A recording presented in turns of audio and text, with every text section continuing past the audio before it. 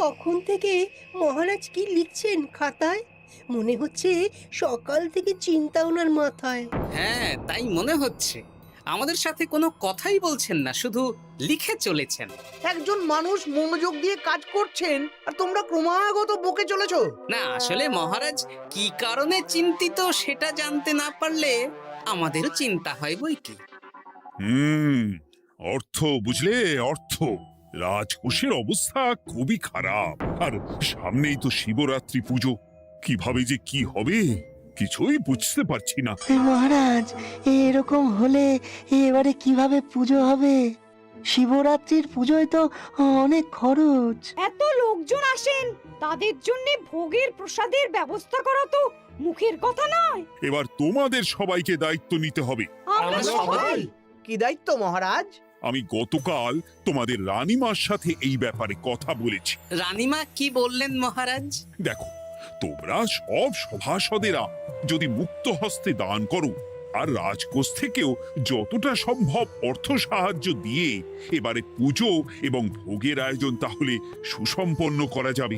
দানের চেয়ে বড় পুণ্যকর্ম আর কি আছে?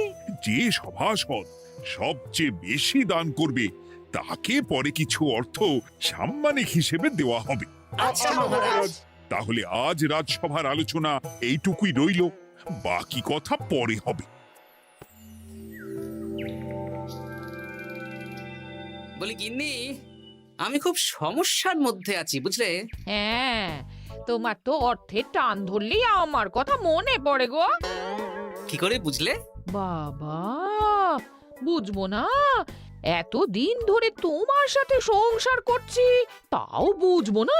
আমি কি আজকাল আর তোমার কাছে চাই বলো?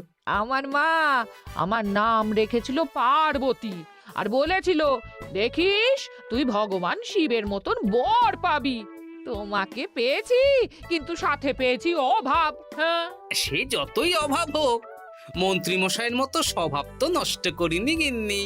সেই জন্যেই তো তোমার সংসারে পড়ে আছি গো, নইলে কবে এই চাল চুলোহীন সংসার ছেড়ে চলে যেতুম। হ্যাঁ, বলছি শোনো না, এই কিছু মোহরের খুব দরকার।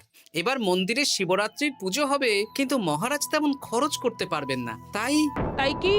তাই আমাদের সব সভাসদদের বলেছেন দান করবার জন্য। এই দেখো, আমার যা গয়নাগাটি ছিল সবই তো বন্ধক রাখা আছে, নইলে বলতাম। আরে বাবা, সে তো জানি, কিন্তু আর কোনো উপায় নেই। কি বলি বলো তো? দেখি কি করা যায়। আরে বাবা রে বাবা, এত চিন্তা ভাবনা না করে বাবা মহাদেবের ওপর ভরসা রাখো গো, উনি কোনো একটা পথ দেখাবেন। দেখো, দেখা যাক গিন্নি, উনি এখন আমার আশা ভরসা।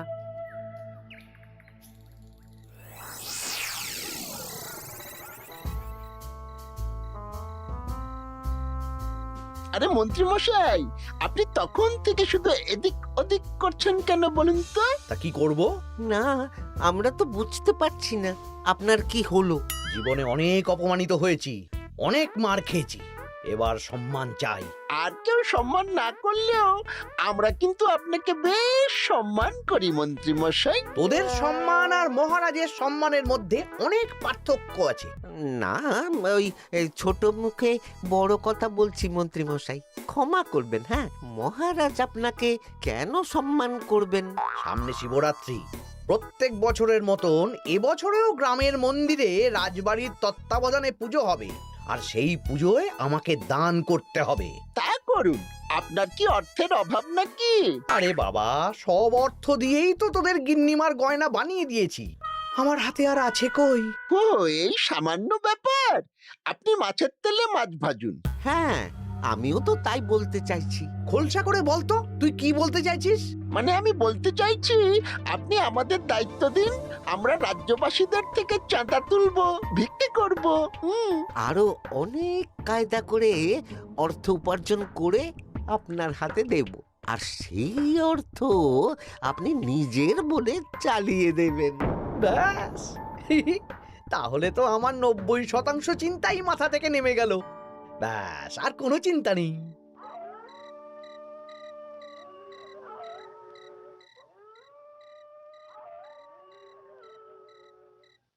কি গো, এত রাত হয়ে গেল, এখনো ঘুমোচ্ছ না কেন বলো তো? হ্যাঁ, খুব চিন্তা হচ্ছে গো গিন্নি, এখনো বুঝে উঠতে পারিনি যে কি করে দান করব।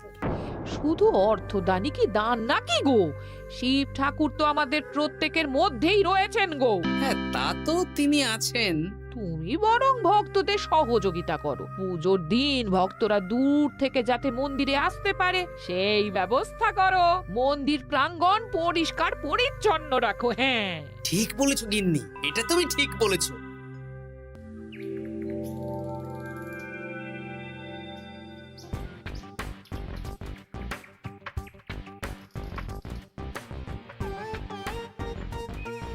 এই যে বাড়িতে কে আছেন? মন্ত্রী মশাই বলুন। হ্যাঁ, তা প্রত্যেক বছরের মতন এই বছরেও তো শিবরাত্রি উপলক্ষে মন্দিরে পুজো হচ্ছে, জানেন তো? হ্যাঁ, সে তো জানি, কিন্তু আমার গিন্নির পায়ে এত ব্যথা যে এবারে আর জল ঢালতে যেতে পারবে বলে তো মনে হয় না। তাতে কি, আপনি দান করুন, বাবা দূর থেকে আশীর্বাদ দিয়ে দেবেন। দান? তা কিসের দান? এত ধুমধাম করে পুজো হবে, তার দান। এ কি, এতদিন ধরে মন্দিরে তো দান দেওয়ার কোনো ব্যাপার ছিল না। এবার আছে। দান করা সবচেয়ে বড় ধর্ম।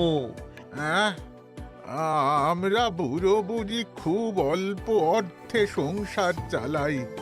আমাদের ছেলে যেটুকু পাঠায় তা দিয়েই চালাই। আমরা আর কি দান করব মন্ত্রী মশাই? দরকার হলে কদিন না খেয়ে থাকবেন, বাবার নামে উপোস করবেন, আর যে দান করবে না আমি তাকে এই রাজ্যে থাকতে দেব না। ওরে বাবা রে, দিচ্ছি দিচ্ছি দিচ্ছি। আর শুনুন, এই দানের ব্যাপারটা যেন 5 কান না হয়, নইলে কিন্তু। ওরে বাবা, না না না, ঠিক আছে ঠিক আছে। আজকে সারাদিনে ভালোই রোজগার হয়েছে, কি বলিস বটা? হ্যাঁ, কালকে আবার সারাদিন চাঁদা তোলা হবে। চাঁদা নয়, বল চাঁদার নামে দান তুলছি। হ্যাঁ, আর যা ভয় দেখাচ্ছি, কেউ ভয় মুখ খুলবে না। এই তো যাই, এরকম চলতে থাকলেই আমাকে সেরার সেরা দানি হওয়া থেকে কেউ আটকাতে পারবে না। এই তুমি এই ভর দুপুরে বস্তা কাঁধে নিয়ে কোথায় যাচ্ছ গো? একটু জঙ্গলের দিকে যাচ্ছে গিন্নি, শুকনো কাঠ নিয়ে আসি। পুজোর দিন তো ভোগের রান্না করতে জ্বালানি লাগবে, দেখি শুকনো কাঠ নিয়ে রাজবাড়িতে দিয়ে আসবো। বেশ বেশ বেশ, যাও। হে দেবাদিদেব মহাদেব, তুমি একটু দেখো বাবা।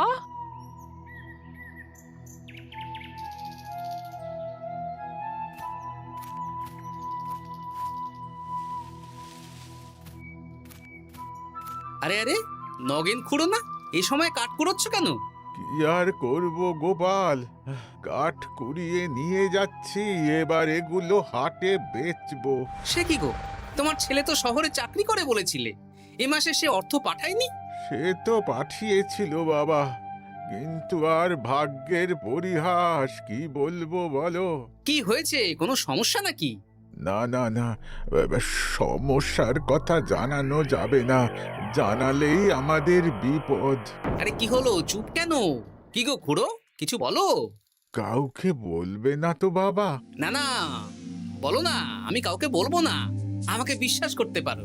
আসলে আজকে সকালে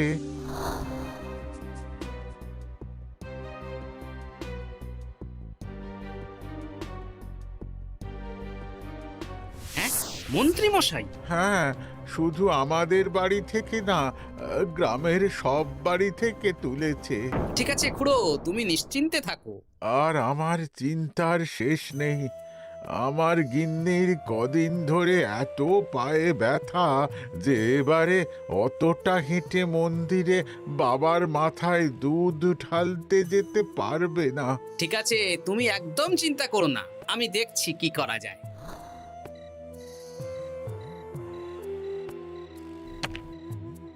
প্রহরী, এটা ভাড়ার ঘরে রেখে দিয়ে এসো। বলো গোপাল দিয়েছে, ভোগ রান্নার সময় জ্বালানি লাগবে তো, তাই এই কাঠ দিয়ে গেলাম। আচ্ছা গোপাল দাদা।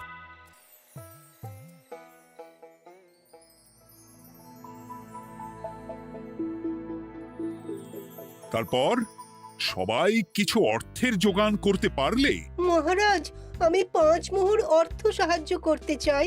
আমিও 5 মোহর মহারাজ। বেশ। গোপাল, মহারাজ, এখন আমার হাত একদম খালি, তাই আমি অন্যভাবে সহযোগিতা করার চেষ্টা করছি। কিরকম? এই তো গতকাল আমি 1 বস্তা কাঠ দিয়ে গিয়েছি, আজকে আরো দেব। তারপর আগামীকাল মন্দির চত্বর পরিষ্কার করব, আগাছা পরিষ্কার করব, পুজোর দিন ভিড় সামলাবো, যারা দূর থেকে আসবে তাদের একটা গরুর গাড়ি করে নিয়ে আসবো। আচ্ছা, বেশ বেশ, কর। মন্ত্রী, মহারাজ, এই নিন। এতে 200 মোহর আছে, আমি আরো দান করব। আপনি কোনো চিন্তা করবেন না মহারাজ। বাহ বাহ বাহ বাহ বাহ, এ তো বিশাল ব্যাপার। আমি জীবনে অনেক পাপ করেছি, তাই এখন দান করে একটু যদি পুণ্য লাভ হয় সেটাই আশা। বেশ বেশ। পণ্ডিত, তুমি আর রাজবৈদ্য তাহলে পুজোর দশকর্মা দ্রব্যাদি কেনাকাটা শুরু করো। এখন ধারে নিয়ে আসবে, পুজোর পরে সব শোধ করে দেওয়া হবে। আচ্ছা মহারাজ, ঠিক আছে। তাহলে আজকে আমি আর পণ্ডিত মশাই দুজনে বাজারের দিকে যাব আর সব দশকর্মার দ্রব্যাদি কিনে নিয়ে আসব। হ্যাঁ হ্যাঁ, তাই কর।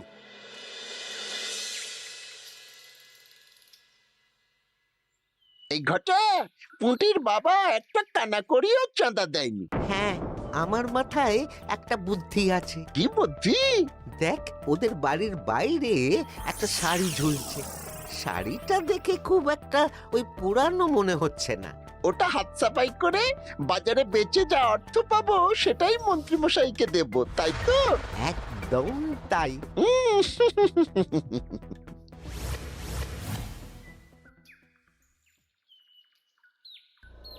হাই পুটি, দেখ তোদের বাড়ি থেকে বটা ঘটা কাকা শাড়ি চুরি করছে।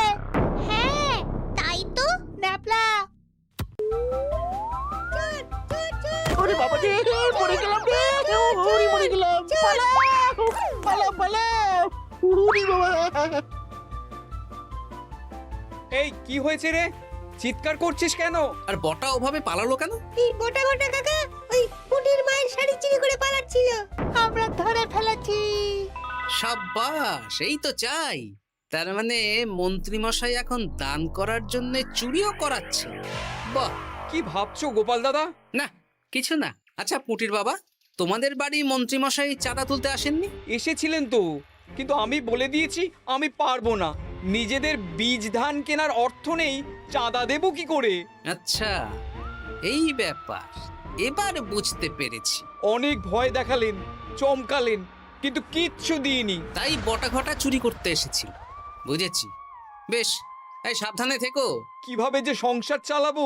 শোনো পুটির বাবা, তুমি এক কাজ করো। বলো। জঙ্গলে অনেক ধুত্র গাছ, আকন্দ গাছ আছে। তুমি পুজোর দিন সকাল থেকে মন্দিরের কাছে একটা ফুল মালা বেলপাতার দোকান দাও। এটা ভালো বুদ্ধি দিয়েছো।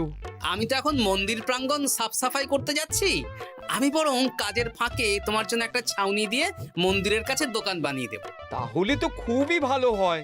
এই পুটি, তোরাও আমার সাথে চল, হাতে হাতে সাহায্য করবি। চল চল চল। চলো গোপাল দাদু।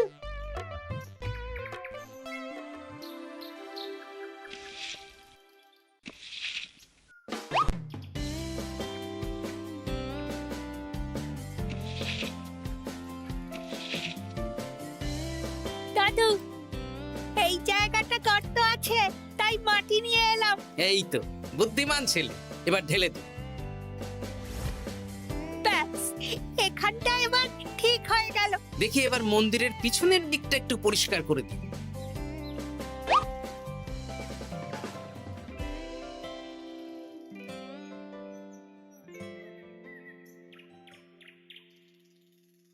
জয় মহাদেব। কি কিসের আওয়াজ হলো? হ্যাঁ দাদু, কিরকম একটা টং করে আওয়াজ হলো। দেখি তো। আরে বাবা, এটা ঘোড়া মনে হচ্ছে। হ্যাঁ তাই তো মনে হচ্ছে। জয় মহাদেব। বের করো বের করো। এই তো।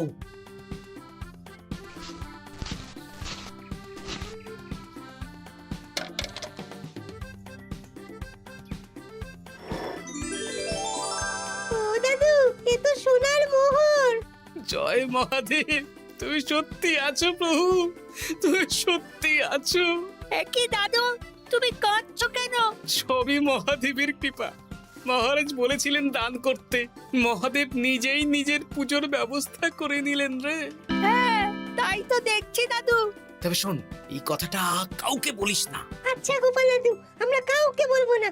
হ্যাঁ।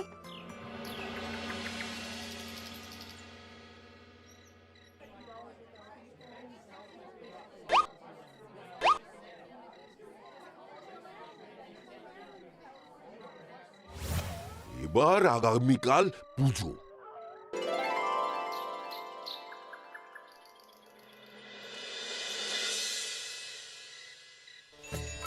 জয় শিব শম্ভু, হর হর মহাদেব।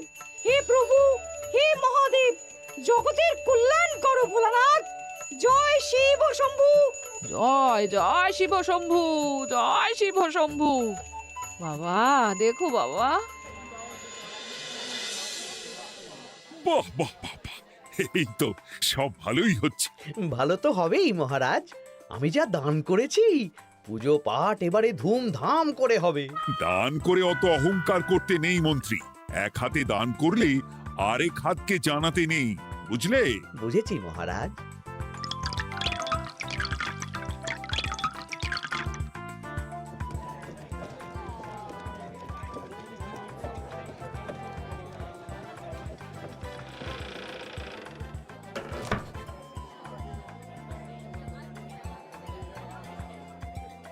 আসুন খুড়িমা, আপনি আসুন। সত্যি গোপাল, তোমার মতো মানুষ হয় না। আমার পায়ে বড় ব্যথা, ভেবেছিলাম এই বছর হয়তো মন্দিরে আসতেই পারবো না। আহা, আমি তো আপনার ছেলের মতন। আর কাল আবার আসতে হবে, বড় মাঠে ভোগের আয়োজন আছে, গাড়ি পাঠিয়ে দেব, কেমন? বেঁচে থাকো বাবা, বেঁচে থাকো। দেখো দেখো গোপালকে দেখো, ও হয়তো অর্থ সাহায্য করেনি, কিন্তু অন্যভাবে কত সাহায্য করছে। এই মন্দির প্রাঙ্গণ থেকে সব আগাছা পরিষ্কার করেছে। মহারাজ, আপনার সাথে কিছু কথা আছে। কি কথা? এখানে বলা যাবে না, যা বলবো আড়ালে। আচ্ছা চল।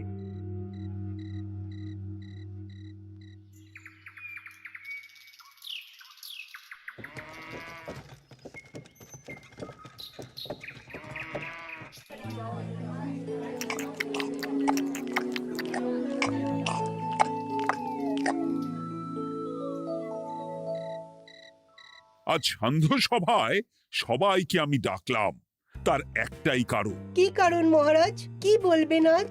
গতকাল শিবরাত্রির পুজো আর আজ বেলার পুজোর ভোগ গ্রহণ পর্ব বেশ ভালোভাবেই সুসম্পন্ন হলো। এতে আমি খুব খুশি ও শান্তি পেয়েছি। তাই মহারাজ আমাকে সম্মান প্রদান করবেন, তাই তো? আমার মনে হয় আমি সবচেয়ে বেশি দান করেছি। না, তুমি তো কোনো নিঃস্বার্থ দানই করনি। মানে আমি যে কত মোহর দিলাম। ওগুলো তো লোকজনকে ভয় দেখিয়ে দানের নামে চাঁদা তুলে দিয়েছো। সেরেছে, সব জেনে গেছেন। হ্যাঁ, সেই জন্য সম্মান নয়, তোমাকে শাস্তি দেওয়া হবে। ওরে বাবা রে, ভুল হয়ে গেছে, ভুল হয়ে গেছে। ক্ষমা করুন মহারাজ, ক্ষমা করুন। এসব ক্ষমার অযোগ্য ভুল। যাই হোক, মহাদেবের কৃপায় মহাদেবের পুজো হয়েছে। তুমি যে অর্থ লোকজনের কাছ থেকে তুলেছিলে সেটা লোকজনের মধ্যেই বিলিয়ে দেওয়া হবে। তাহলে পুজোয় যা খরচ হলো তার বকেয়া কিভাবে মেটাবেন? সেটার ব্যবস্থা তো স্বয়ং মহাদেব করেছেন মন্ত্রী মশাই। হ্যাঁ, মহাদেব কিভাবে? আমি একদিন বিকেল বেলা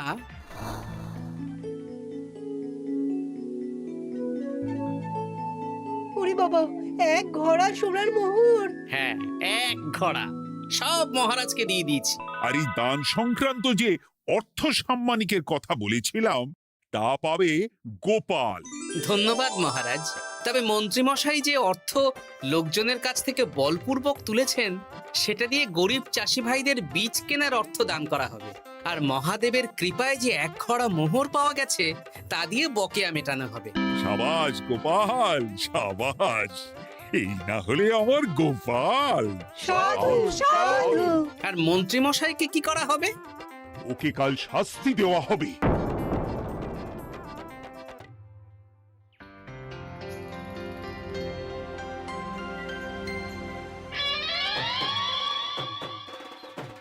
ও মহাদেব, ও শিব ঠাকুর, আমাকে ক্ষমা করে দিন, ক্ষমা করে দিন আমাকে। ওসব না বলে একবার কান ধরে উঠবস করুন আর একবার করে বলুন, জয় মহাদেবের জয়। জয় মহাদেবের জয়, জয় মহাদেবের জয়, জয় মহাদেবের জয়। সবই মহাদেবের দান।